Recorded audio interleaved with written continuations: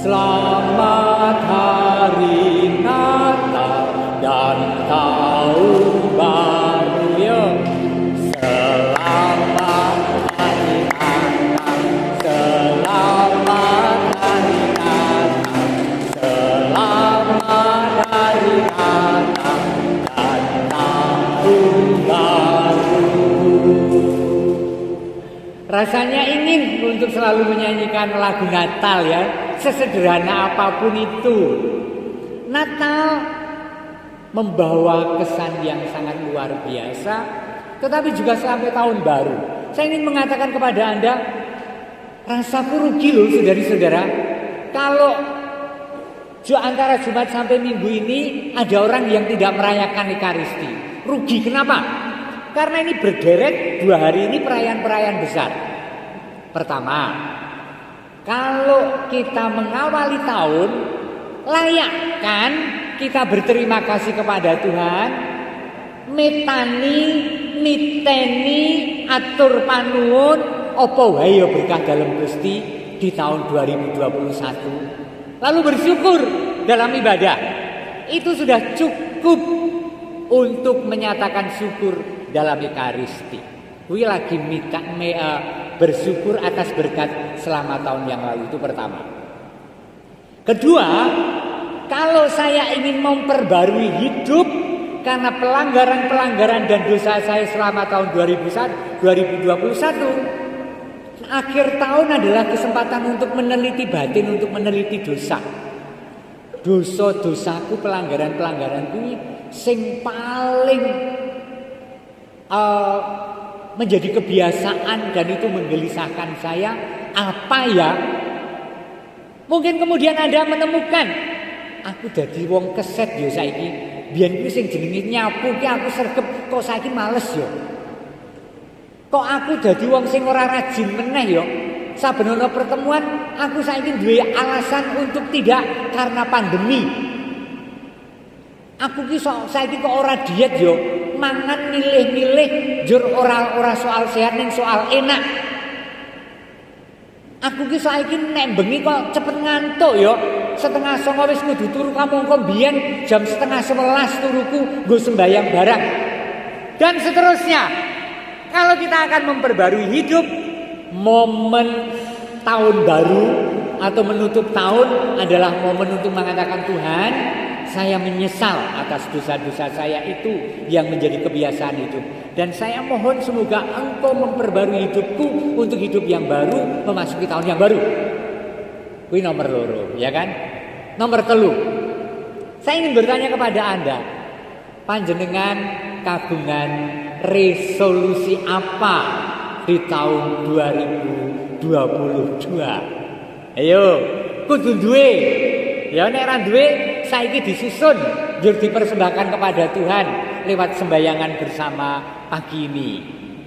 Aku duwe cita-cita, duwe permohonan, duwe target, duwe goals apa di tahun 2022. Coba dipenggali, diraos-raoski, dirasa-rasaki.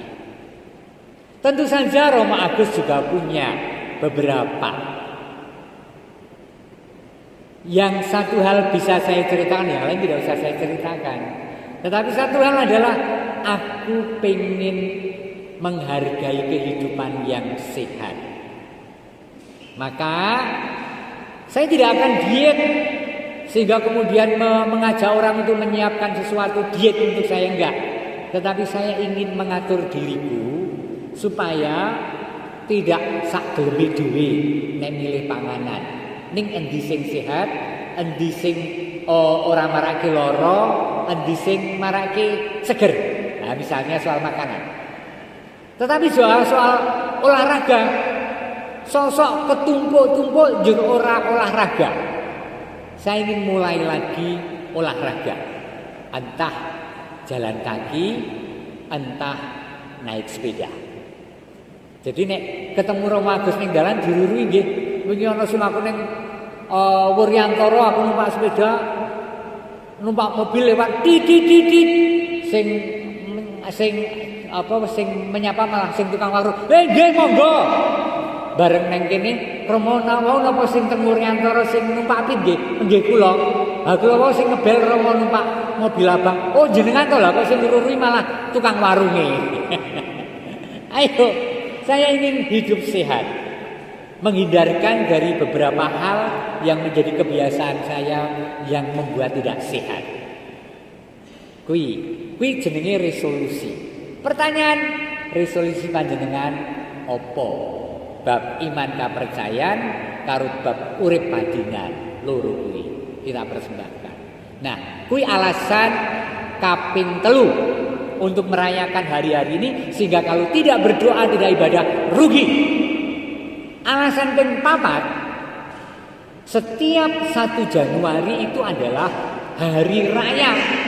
Hari raya apa? Hari raya Bunda Maria, Bunda Allah. Maria Bunda Allah. Loh, jur ngopo Romo? Ceritane ono A dan B. A historis, B pesan. Historinya adalah pada awal abad ke-5 ada diskusi besar antara para orang-orang pinter tentang sebenarnya Maria itu Bunda Yesus atau Bunda Allah. Ada sekelompok ahli mengatakan Bunda Yesus karena Yesus itu menjadi manusia sehingga Yesus itu bukan Allah ketika dikandung Bunda Maria. Tetapi gereja Katolik menyadari atas dasar kitab suci sabda menjadi manusia dan sabda itu adalah Allah. Allah tidak pernah meninggalkan kealahannya ketika menjadi manusia. Maka ketika Bunda Maria mengandung sosok Yesus, itu adalah Yesus manusia dan sekaligus Yesus putra Allah. Nah, dari logika berpikir itu, gereja mengambil keputusan untuk mengajarkan dan itu menjadi kewajiban, amin, menjadi dogma pada kita semua bahwa Maria Bunda Allah. Kuwi tahun 431 Konsili Efesus. Kuwi sejarahe. Amin. Nah, terus pesane apa? Kok diselehke ning tanggal 1 Januari? Karena gereja mengalami Bunda Allah yang Bunda Allah itu penyerta hidup Yesus sejak awal mengandung sampai ada di bawah kayu salib. Bahkan ketika Yesus menghilang karena wafat dan kemudian tidak entah kemana, Bunda Maria itu merengkuh para murid supaya tidak bubar untuk mengajak berdoa. Dan kemudian Yesus menampakkan diri. Bunda Maria adalah Bunda yang merengkuh dan menyertai. Maka kalau diletakkan pada tanggal 1 Januari, gereja berpesan kepada setiap pribadi, libatkanlah Maria dalam kehidupan memasuki tahun 2022 ini. Maria yang seperti apa? Ya Maria seperti ibu. Hai para ibu, kebanyakan para ibu yang hadir di sini.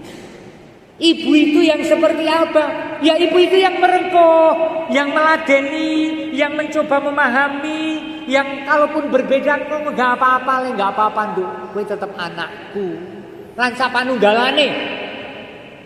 Dan bayangkanlah pesiaran hidup saya, keluarga saya, komunitas gereja kita itu dibimbing oleh sosok yang seperti itu, seorang bunda. Maka entah Anda pribadi atau keluarga, persembahkanlah, katakanlah kepada Bunda Maria, Bunda aku ingin ini itu pada tahun 2022 ini, tolong restui dan doakan ya. Antarkan doaku ini pada Sang Pengantara Tunggal yaitu Putramu sendiri Tuhan Yesus. Amin. Kuwi nomor pinten? 4, nomor sekawan gitu. Saiki nomor 5. Nomor 5, kenapa Ekaristi walaupun tidak penuh gerejanya ini menjadi penting? Karena setiap tanggal 1 Januari PBB juga meresmikan sejak tahun 1986 menjadi Hari Persaudaraan Global. Kurang lebih Hari Perdamaian Dunia. Hari Persaudaraan Global. Memasuki tahun yang baru, Perserikatan Bangsa-Bangsa mengajak antar bangsa dan antar manusia bahwa kita ini bersaudara. Kalaupun kita berbeda, kita ini saudara. Maka ayo saling menopang, saling mendukung, saling menyapa, saling menguatkan dalam pesiaran hidup. Apapun yang membedakan kita satu terhadap yang lain, kita saudara.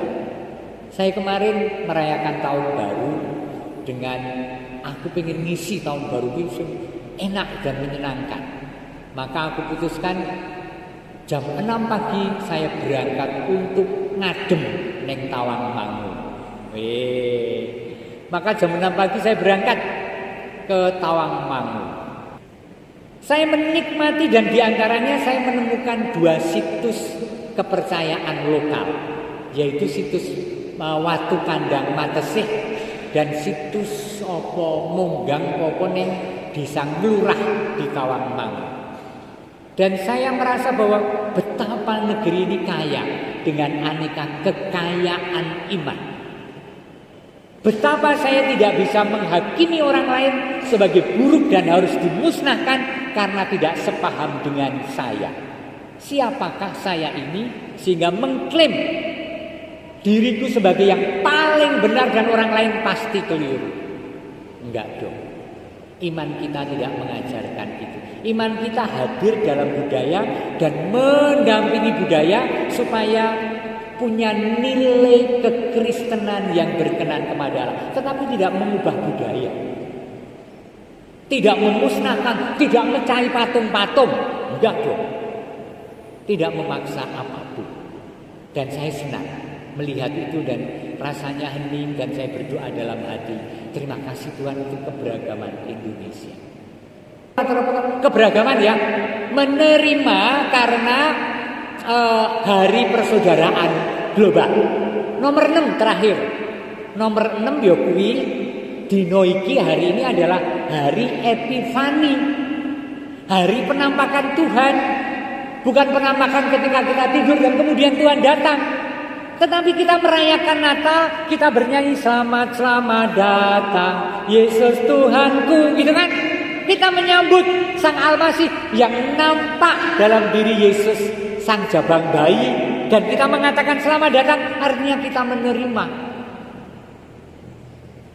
Dan orang Majus 3 sarjana dari timur itu adalah orang yang mencari dan merindukan supaya bisa melihat Almasih.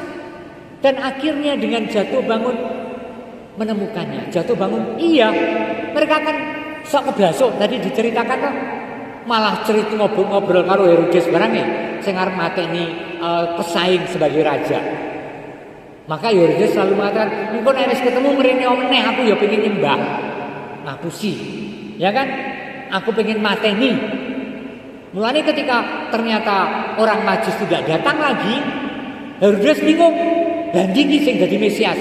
Maka lalu ada pembunuhan anak-anak kecil ketika itu. Jangan-jangan salah satu di antaranya adalah Mesias. Nah, kita diajak untuk menjadi terang bagi para Majus yang mencari Tuhan, yang menerangkan tentang Tuhan, yang memberi kesaksian tentang Tuhan di tahun yang baru ini. Amin.